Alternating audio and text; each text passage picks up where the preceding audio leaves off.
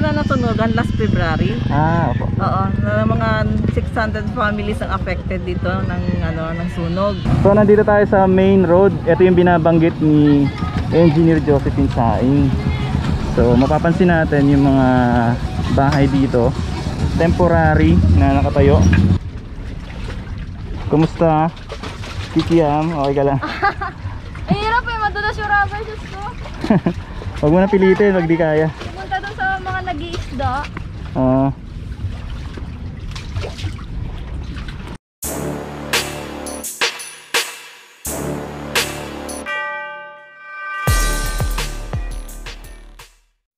Nandito tayo ngayon sa may Manila City Hall sa harapan. And itong nakikita natin na to, ito yung mga vintage lamppost na kung saan ito raw yung ilalagay doon sa may Baseco, yung ginagawang esplanade malapit sa gilid sa may Pasig River. So mamaya pupunta tayo ng Baseco and titignan natin kung saan ipupwesto itong mga vintage lamppost na ito.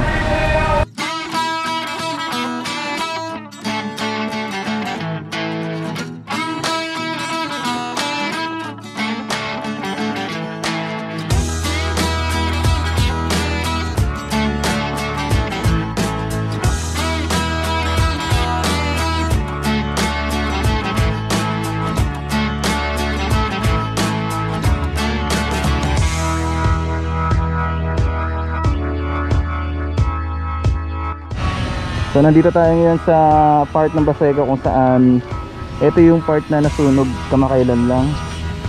Ito yung daan ng tao. And nandito yung taga Manila Engineering Department. Ayan sila, may nagsusukat para sa development nitong lugar na to. Malawak din pala to, no? Ayun, no? So malawak yung part na nasunog. And then yung balita natin is ano tong lugar na to, i-develop. Kaya meron mga taga City Hall na nandito ngayon. Nandito sila. And then banda roon yung sa may dagat. So yun naman yung pupuntahan natin mamaya. Sisilipin natin yung project na pinapangunahan ni Engineer Josephine Saing ng Highway Division ng Manila Engineering Department, yung esplanade.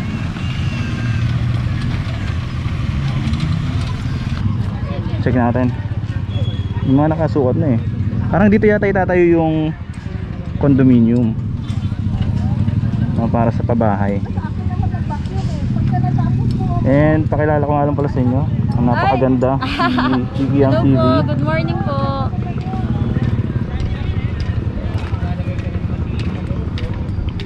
Engineer, kasi first time lang namin nag-update. Medyo matagal-tagal na nung beses nag-update ako dito. Pwede makahingi po ng konting details dito sa project na to. Oo, nakikita niyo ito yung lugar na natunugan last February. Opo. Oo, na mga 600 families ang affected dito ng sunog. So nag-decide si Mayor na i-clear yung area, then para hindi na po katulad ng dati na hindi po makakaabot dito yung mga fire trucks dahil wala po talaga siya access wala mga daanan. Sabi ni Yorme sa amin, i-subdivide na lang yung area, tapos i-establish natin yung roadway para pagka in case of emergency mayroon tayong passage para makapasok yung mga fire trucks. Kung ano man emergency, may dadaanan na. So ginawa natin, sinubdivide natin into equal parts. Tag 20 square meter yung bawat pamilya. Ano to bali block 1 to 6. Oo.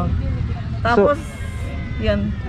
So hindi na magiging ano po ba siya? Parang two-story building. Yung building siya, no? Kanya-kanya silang patayo ng bahay up to 2-story with deck. Doon sila sa 3rd floor, pwede nilang gawin yung laundry area nila. Kasi para hindi naman dito masagwa sa harap at saka sa baba. Kasi medyo messy pagka mabasa. So sabi ni Mayor, doon na lang sa taas para doon na lang sila gagawa ng gawaing bahay, mabasa man. Nandun sila sa taas. Sana gano'n, maano nila ma-maintain ng gano'n. Para mas maganda yung ambience po, ano? Ito po sinusukat, ito po yung mga daan or yung Ito pa itong lugar na to, ito po yung alley. At alley pa lang po ito. Pero yung naapakan natin ngayon, isa to sa mga secondary road. okay. 6 meter yung lapad niya. Pero may bangketa tayo na 1 meter. Kaya medyo maluwag na siya. Tapos in between doon sa dalawang bahay, kasi talikuran yung mga bahay eh. Opo. In between doon, meron silang talagang alley.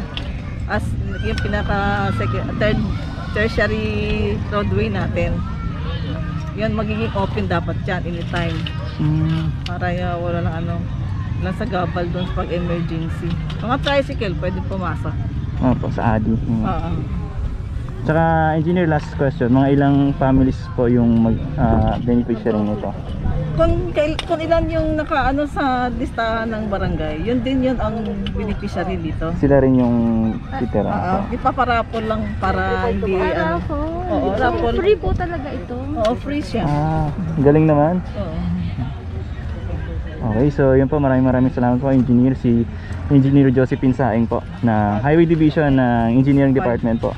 Highway Division 5. Highway Division 5. Okay. Thank you ma'am, maraming salamat po. Ay, engineer, may isa po. Saan po pala sila ngayon, engineer? Temporary, kung doon kayo dumaan sa main road, dyan sa may eskwelahan, nandyan sila. Sila po yun. Oo, sila yun. Sila yung nadaanan namin doon, yung Kaya meron nasa mga bungad. barong doon. Opo. Ayun, sila yun, temporary doon sila nilagay. Kaya pagka maluwag na yun. Yung Doon na sila. main highway. Oh, yung main road natin yun. Opo. Oo, sana nga gamitin nila ng maayos yung binigay ng mayor. Nakakatuwa. Puro nga kapakala ng mahirap ang inaano ni Mayor. Opo. Puro mga pabahay. Nakakatuwa. Sige po, salamat po ma'am. Thank you. Ingat po. Puntahan natin yung banda roon sa may pinakadulo, kung saan matatanaw yung port.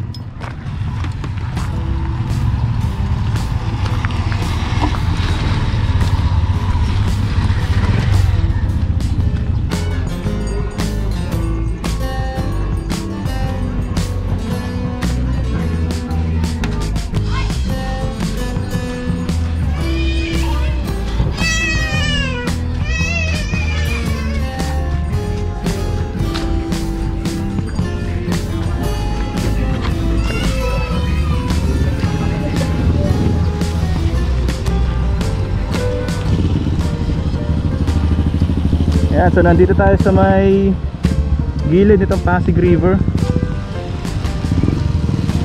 And then nandun yung construction. Ito sa harapan natin, ito yung Pasig River. Ayan, medyo marami siyang basura ngayon. Marami nakalutang ng mga water lilies or yung water hyacinth ba tawag dito. High tide ngayon, no? Ang taas ng tubig. Usually kasi kapag hindi high tide, may mga batuhan pa to sa gilid, tsaka doon banda yung tubig. Pero ngayon high tide siya, nandito siya, oh. Siguro kapag bumabagyo or yung habagat, baka umaangat pa to hanggang dito.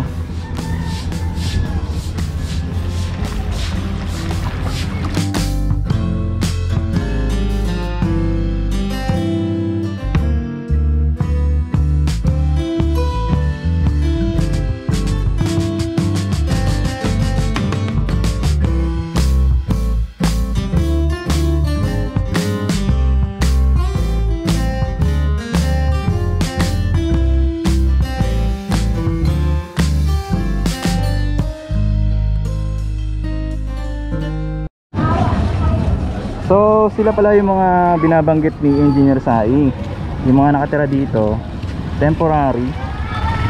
Sila yung mga nasunugan nung nakaraang naganap na sunog.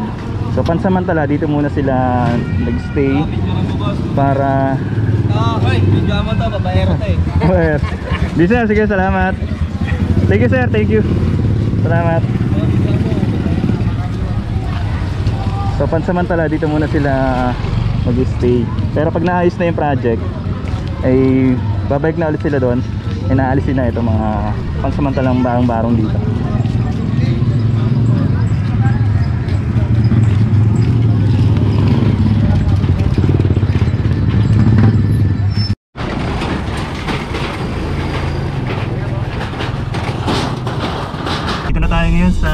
ito yung way papasok ng Baseco Beach, yung papunta ng Aplaya. So itong dinadaanan natin ngayon, nandito tayo sa gilid ng Pasig River. Yan no, sa may kanan.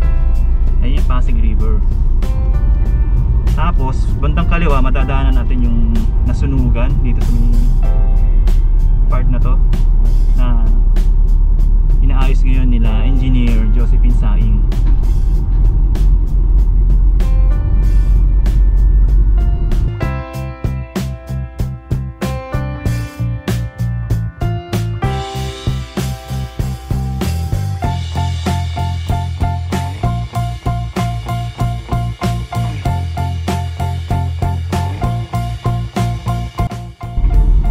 Bata no na dito.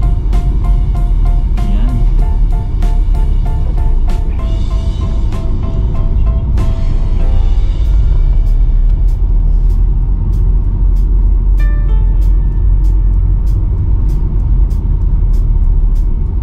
Tapos dito nga pala, pag dumaan tayo rito, madadaanan natin yung ginagawang esplanade.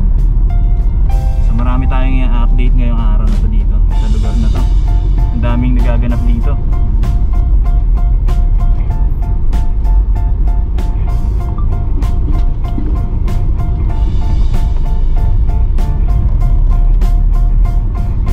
Ayun, baha oh.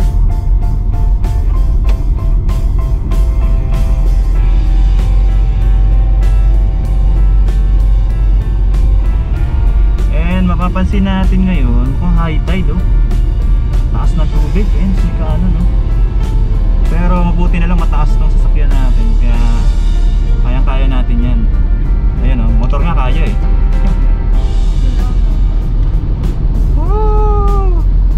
Baha, mga bata, pahubad kayo, pumasok kayo sa loob. Kayo nagsiswimming dyan.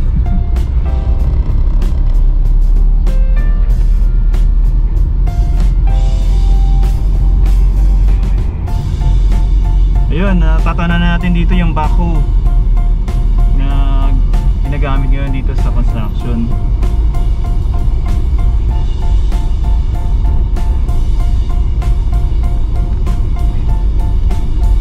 Kapag-ukay na pala sila dito.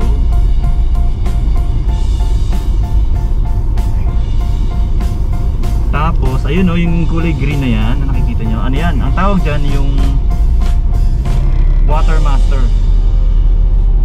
Naglilinis ng ng maraming tubig. Tapos ito yung malaking excavator dito, kulay orange. So pasukin natin yung bandaron. Ayun oh, ayun sa harapan natin, yan yung Baseco Beach. Nandito yung mga bricks. Itong mga bricks na to galing daw ata to ng Manila Zoo. Yung mga sobra na hindi nagamit, so dito yata siya gagamitin. And eto yung gagawing esplanade dito sa harapan. Check natin dito.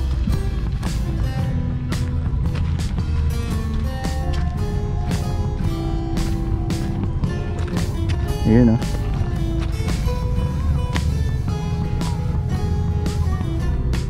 August 20, 2020. Maraming mga nakalutang na water hyacinth dito.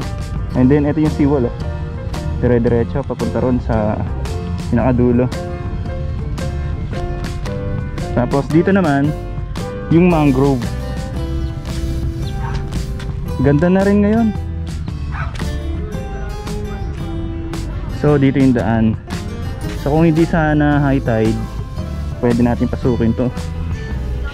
So ito ay nasa pangangalaga ng DENR and Pasig River Coordinating and Management Office.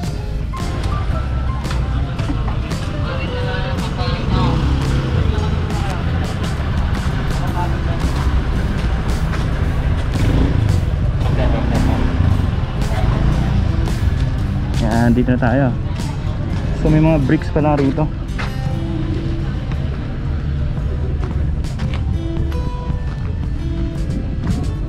Dito yung mga ganda oh. Yung mangroves. malinis na.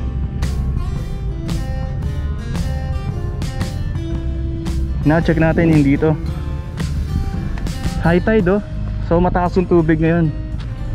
Kapag hindi high tide, hanggang dun yung ano, tubig. Pero ngayon, ang lapit lang niya sa atin dito. Tubig.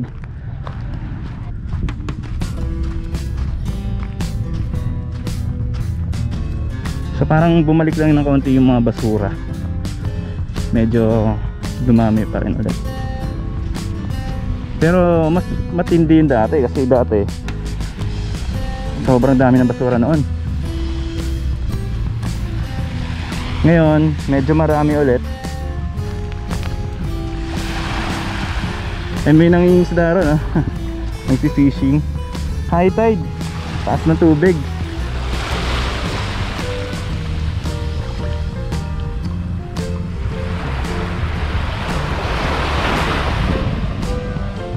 Doon banda yung bandang Aplaya. And ngayon napapansin ko parang ang daming barko na nakapalibot dito. Ayun no, nakapark silang lahat magkakatabi.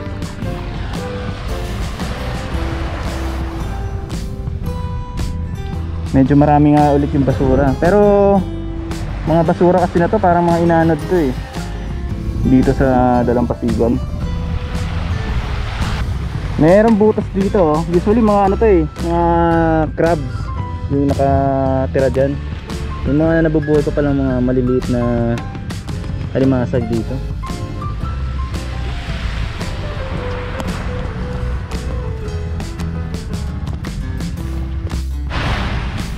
Ito yung mga basura palatandaan na ayan oh, marami siya. Naka-compose yung ganun, inaanod sila. Halo-halo, may water lily, may mga tsinelas, and iba-iba. So dire-diretso to. Mukhang dito yata gagawin yung esplanade eh, kasi itong seawall na to pahaba siyang ganun oh, dire-diretso doon sa pinanggalingan natin kanina.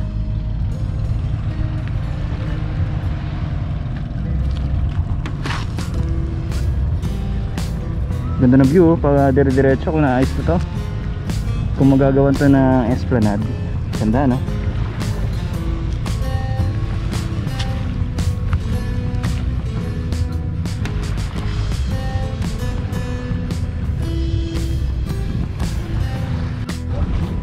Check oh.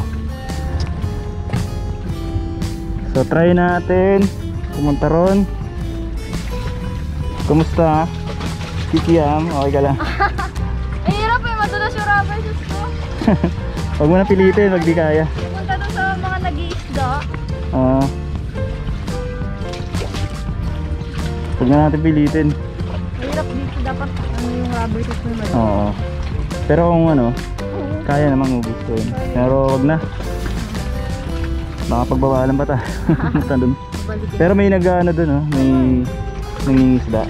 Oh, hindi naman daw nila ibebenta. Ano lang, kakainin lang din. Oo, for ano lang. Nakakatuwa no? Oo. Eh, kung ganito ba lagi, di wala nang talagang magugutom din. Anong observation mo dito, Kikiam? Ang ganda! Maganda. Hindi ko, yung nababalitaan ko dating puro basura, hindi ko siya ma-imagine. Hindi ko talaga ma-imagine. Sobrang linis ngayon.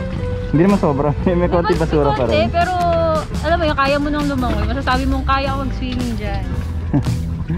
Pero may mga basura pa rin ano ah. May onti. May konti na lang. Pero hindi na siya masyadong visible kung malayo ka, no? Oo, kung medyo malayo ka, hindi masyadong visible. Marami ng isdang buhay. Oo, may mga lumalangoy ng mga isda rito na maliliit. Dito marami pang mga water hyacinth na lumulutang. May mga konting basura. Pero hindi naman na masyado. And then banda ron yung sa may Aplaya.